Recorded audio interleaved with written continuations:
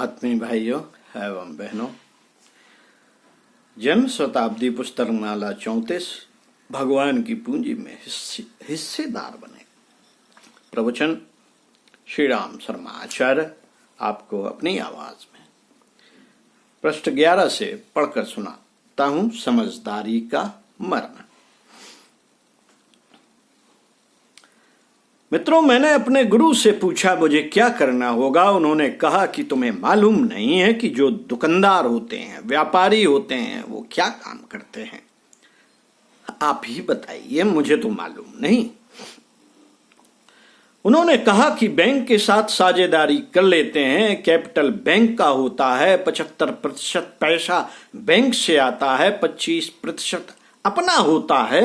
Government भी ऐसे ही loan देती रहती है। जमीन अपनी खरीद लीजिए, जमीन अपनी खरीद लीजिए और लोन सरकार से ले लीजिए। कारखाना अपना लगा लीजिए, मशीनें अपनी लगा लीजिए। कैपिटल बैंक का इस्तेमाल कीजिए। बैंक बराबर देती रहती है। भगवान एक बैंक है। अगर हम इसकी साझेदारी अपनी जिंदगी में कर लें तो हमारे जीवन की तिजारत और हमारे जीवन का व्यापार ठीक तरीके से चल सकता है। अकेले चलाएंगे तब बेटे, अकेले तो बहुत मुश्किल है। अपनी भुजाओं की ताकत से, अपने पुरुषार्थ से, अपनी अकल से हम बहुत थोड़ी मंजिल पार कर सकते हैं। लेकिन अगर एक टांग हमारी और एक टांग भगवान की, इस तरह की साझेदारी हो जाए तो मजा आ जाए। भगवान से साझेदारी कैसे होगी बताइए। साझेदारी के बारे में घर वालों ने और दूसरों ने मुझे जो बात बता रखी थी वह तो एक मजाक जैसी मालूम पड़ी, दिल लगी जैसी मालूम पड़ी कि प्रार्थना कीजिए, पूजा कीजिए, बस साझेदारी खत्म। नहीं साहब, इस तरीके से साझेदारी नहीं हो सकती। साझेदारी की कुछ शर्तें होती हैं।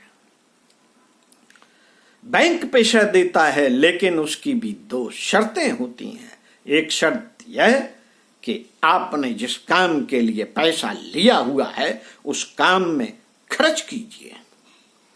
आपने मशीनें खरीदने के लिए पैसा लिया है, आपको अपने कुएं में ट्यूबवेल लगाना है, आपको ट्रैक्टर खरीदना है। यही लिखा है आपने बैंक से लोन लेते समय। नहीं साहब, अब ट्रैक्टर खरीदने से क्या फायदा, अब तो हम उसी पैसे से ब्याह शादी करेंगे और तमाशा करेंगे। नहीं बेटे, ये गलत बात है। ये गलत बात है। बैंक वाला नीलाम करा लेगा और जो कुछ पैसा दिया गया होगा उसका रिफंड मांगेगा और फिर आपको तंग करेगा। आपको जिस काम के लिए पैसा मिला है केवल उसी काम में खर्च कीजिए और किसी में मत कीजिए। यह बैंक की शर्त नंबर 1। बैंक क्या है? बैंक माने भगवान का अनुग्रह है। आपने जिस काम के लिए प्राप्त करने की कोशिश की है उसे उसी काम में खर्च कीजिए। यह भगवान का प्यार और अनुग्रह नंबर 1। नंबर 2, ब्याज समेत उसे वापस कीजिए। मूलधन देने की कसम खाइए और यह कहिए कि हम आपका न केवल मूलधन देंगे वरन आपका धन ब्याज समेत वापस करेंगे। तभी बैंक आपको पैसा देना शुरू करेगा। नहीं साहब, हम तो ये नहीं कर सकते, आपका ब्याज भी वापस नहीं कर सकते और यह भी वायदा नहीं कर सकते कि जिस काम के लिए हमने मांगा है उसी काम में खर्च करेंगे। तो फिर आपको कर्ज नहीं मिल सकता तो फिर बैंक आपके कारखाने में कोई शेयर नहीं दे सकती और कोई सहायता नहीं दे सकती। भगवान के बारे में भी यही बात है, जिसके बारे में मेरे गुरुदेव ने कहा था कि तुमको भगवान का प्यार पाना चाहिए और भगवान की शक्ति और सहायता का सक्रिय लाभ उठाना चाहिए।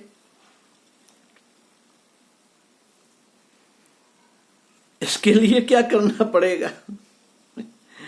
दूसरे लोग तो भगवान के साथ मखौल करते हैं, दिल्लगी बाजी करते हैं। दिल्लगी बाजी क्या होती है?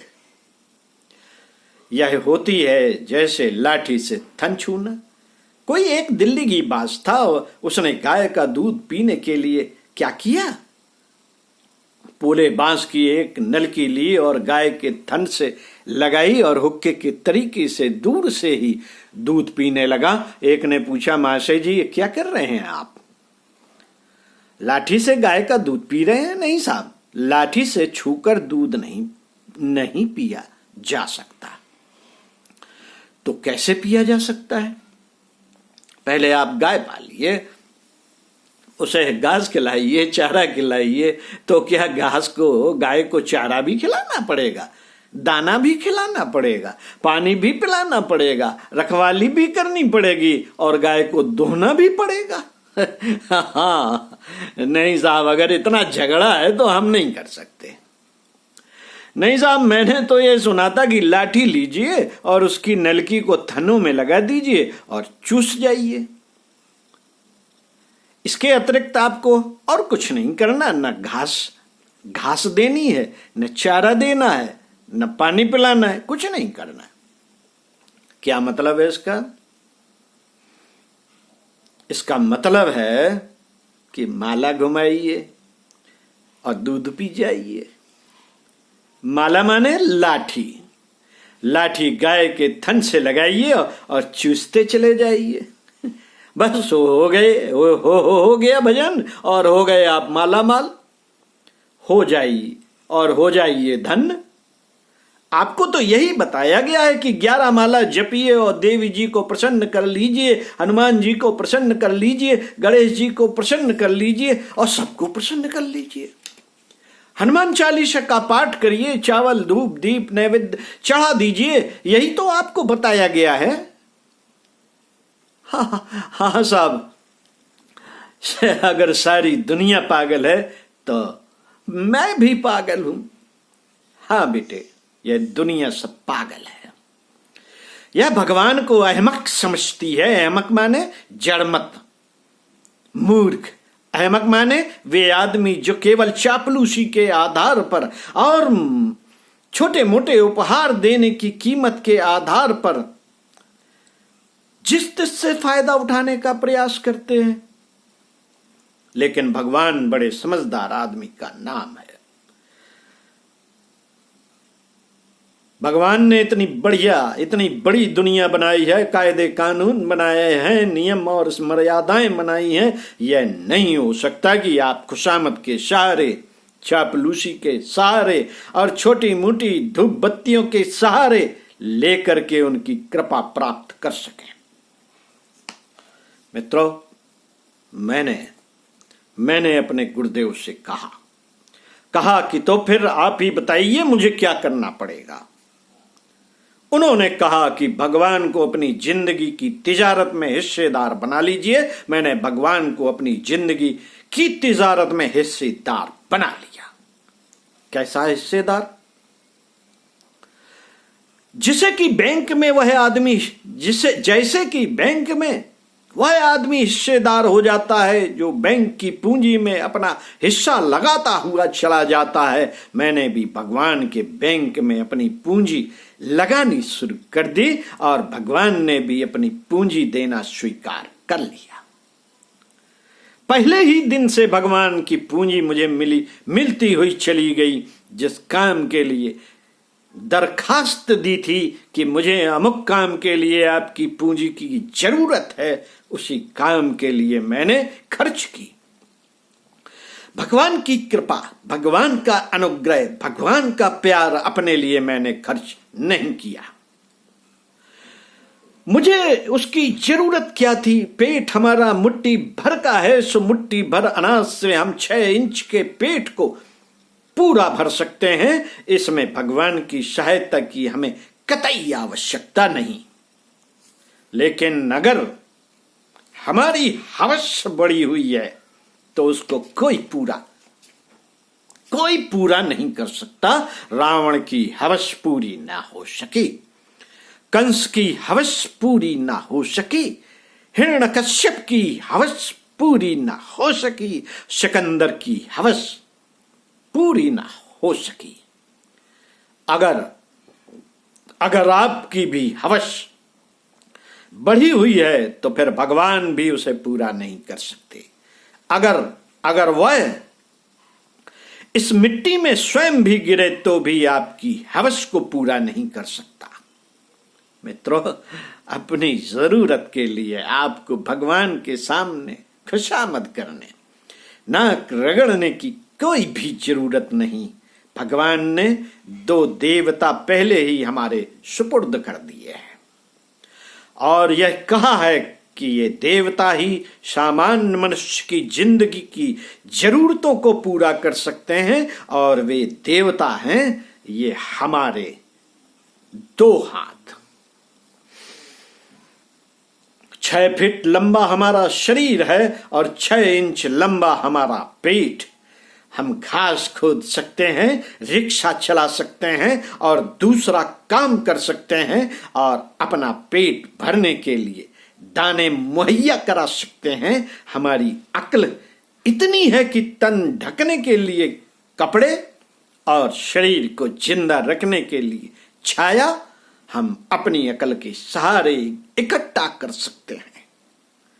अनाज पैदा कर सकते हैं, इसके लिए भगवान से क्या कहना। नहीं साहब, भगवान से दौलत मांगेंगे और संपत्ति मांगेंगे। आप दौलत क्यों मांगेंगे और किस काम के लिए मांगेंगे? अरे साहब, हम मालदार बनना चाहते हैं, बड़े आदमी बनना चाहते हैं और अपनी हवस पूरी करना चाहते हैं। नहीं बेटे, यह भगवान का काम नहीं, यह दूसरों का काम है। इसका भगवान से कोई ताल्लुक नहीं साहब, हम तो लक्ष्मी जी की पूजा इसीलिए करते थे। नहीं बेटे, लक्ष्मी जी की पूजा इस काम के लिए करने की जरूरत नहीं, इसके लिए दूसरा रास्ता है। तुम तो वह रास्ता ही भूल गए, भटक गए। साहब, हम तो बच्चे पैदा करने के लिए हनुमान जी को खुश कर रहे थे। नहीं बेटे, हनुमान जी की पूजा करने की जरूरत नहीं। हनुमान जी कैसे आपको बच्चे देंगे? उनके खुद बच्चे नहीं है, तो फिर किसकी पूजा करूं? रावण की कर, क्योंकि रावण के 1 लाख पूत और 1.25 लाख नाती थे। हनुमान जी की पूजा से क्या लाभ जब उनके यहां बच्चे हैं ही नहीं, तो तुझे कहां से देंगे? पागल कहीं का, हनुमान जी की पूजा करेगा? साहब, हम तो शंकर जी की पूजा करते हैं। अरे किस लिए करता है? इसलिए करता हूं कि ताकि धन मिल जाए। शंकर जी के पास धन था क्या? मकान था क्या? नहीं था। कपड़ा था क्या? नहीं था। नंग धड़ंग मरगट पे पड़े रहते थे और उनके अपने घर में तो लक्ष्मी भी नहीं है। तुझे और लक्ष्मी दे जाएंगे गुरुजी। तो मैं तो इसीलिए भजन करता था। नहीं बेटे, इसके लिए भजन करने की जरूरत नहीं। मित्रों, असली अध्यात्म जिसको पाकर मैं निहाल हो गया, धन हो गया, उसका तरीका आपको समझा रहा था, उसकी साइंस और फिलॉसफी आपको समझा रहा था, जो आज से 55 वर्ष पहले मुझे सिखाई और समझाई गई थी। सारी जिंदगी में उसी पर चलता और अपनी जिंदगी में भगवान को हिस्सेदार चलता रहा और भगवान को अपनी जिंदगी में हिस्सेदार बना लिया। जो जिंदगी की दौलत है उसमें से मैंने शरीर को भी अपना हिस्सा दिया और भगवान को भी हिस्सा दिया। कमाई में दोनों हिस्सेदार हैं। जो हम कमाते हैं, हमारे पास जो संपत्ति है, मसलन श्रम, बुद्धि, साधन, समय, ये भगवान की दी हुई संपदाएं हैं। हम अपने जीवन की कमाई में इसे कमाते हैं। श्रम इस वक्त हमारे पास है, श्रम की ताकत हमारे पास है, पैसे की ताकत हमारे पास है। इसे हम दोनों में बांट देंगे, शरीर को भी देंगे, क्योंकि यह हमारी सवारी है, यह हमारा घोड़ा है। घोड़े के लिए भी घास चाहिए, उसे घास नहीं देंगे? तो हमको लंबा सफर तय करना है भाई। घोड़ा जिएगा कैसे? शरीर की को खुराक हम जरूर देंगे, कितनी खुराक देंगे इसके बारे में तय करना पड़ा। यह कहा गया कि जिस देश के हम नागरिक हैं, जिस देश में हम रहते हैं, वहां औसत भारतीय स्तर का स्टैंडर्ड हमारा होना चाहिए। औसत भारतीय स्तर का हमारा लक्ष्य होना चाहिए। हिंदुस्तान अपने सामान्य नागरिक को क्या भोजन दे सकता है, क्या वस्त्र दे सकता है, उसे किस स्तर की जिंदगी जीनी पड़ती है, यही हमारा स्टैंडर्ड है।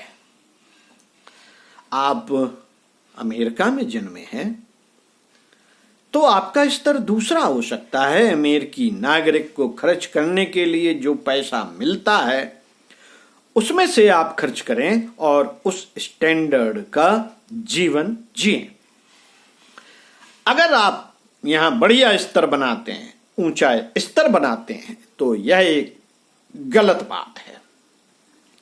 गलत बात है, फिर यह आध्यात्मिक जीवन नहीं रह जाता। सामान्य स्तर का जीवन यापन करने के लिए जो खर्च करने की जरूरत थी, हमने अपने शरीर के लिए खर्च किया। अब रही कुटुंब की समस्या। कुटुंब की समस्या का समाधान करने के लिए अपने कुटुंबियों को उनकी मनमर्जी की दौलत उनके सुपुर्द कर देने से समस्या का हल नहीं हो सकता। विचार करना पड़ा कि जिनके कर्जे हमारे ऊपर चढ़ चुके हैं वे भी इसमें हिस्सेदार हैं। जिनका कर्ज चुकाना अभी बाकी है, अभी हमको माँ का कर्ज चुकाना बाकी है, बाप का कर्ज चुकाना बाकी है। बाप की इतनी लंबी जिंदगी से हमने खाया है और अपनी माँ का हमने दूध पिया है। सबसे पहले हम इनका कर्ज चुकाएंगे। साहूकारी तब करेंगे। माता पिता के बाद छोटे भाई बहन का, छोटे बच्चों का भी कर्ज चुकाना है। छोटे भाई बहनों को पढ़ाना पड़ेगा और उन्हें अपने पैरों पर खड़े होने लायक बनाना पड़ेगा। हमें उनके लिए भी खर्च करना है। नहीं साहब, हमारे घर में छोटा बच्चा है, मैं तो बेटे को ही दूंगा और 4 बेटे पैदा करूंगा और उन पर 4 लाख खर्च करूंगा। बेईमान कहेगा, केवल बेटे को ही देगा, अन्यों को नहीं। ओम शांति।